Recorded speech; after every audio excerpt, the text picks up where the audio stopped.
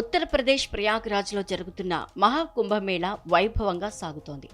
దేశ విదేశాల నుంచి భక్తులు భారీ సంఖ్యలో తరలి వస్తున్నారు. కోట్లాది మంది పుణ్యస్నానాలు ఆచరిస్తున్నారు. త్రివేణి సంగమంలో జరుగుతున్న మహాకుంభమేళా ఓ అరుదైన ఘటనకు వేదికైంది.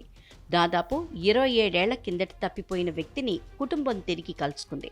చనిపోయి ఉంటాడని భావించిన జార్ఖండ్కు చెందిన కుటుంబానికి సదరు వ్యక్తి సాధువుగా మారి కనిపించాడు. ప్రయాగ్రాజ్ కుంభమేళాలో గతంలో తప్పిపోయిన బంధువును తిరిగి గుర్తించినట్లుగా ఓ కుటుంబం తెలిపింది. దాదాపుగా 27 సంవత్సరాలుగా ఆచూకీ కోసం ప్రయత్నిస్తోంది ఆ కుటుంబం. తప్పిపోయిన వ్యక్తి గంగా సాగర్ యాదవ్, వయసు 65 సంవత్సరాలు. తాజాగా ఆయన బాబా రాజ్ కుమార్గా పేరు మార్చుకుని అఘోరీగా ప్రత్యక్షమయ్యాడు. 1998 పాట్నాలో గంగాసాగర్ కనిపించకుండా పోయాడని కుటుంబం తెలిపింది.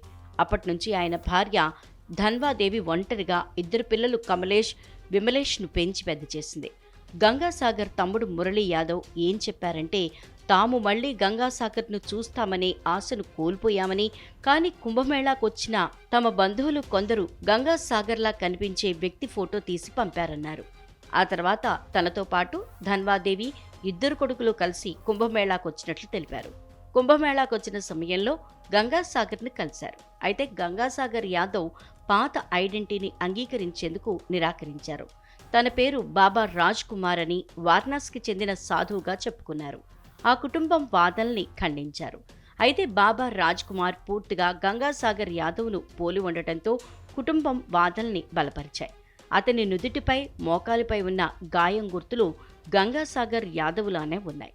కుంభమేళా ముగిసే వరకు తాము సైతం ప్రయాగ్రాజ్లోనే ఉంటామని మురళీ యాదవ్ తెలిపారు. DNA టెస్టులకు సైతం రెడీగా ఉన్నామన్నారు.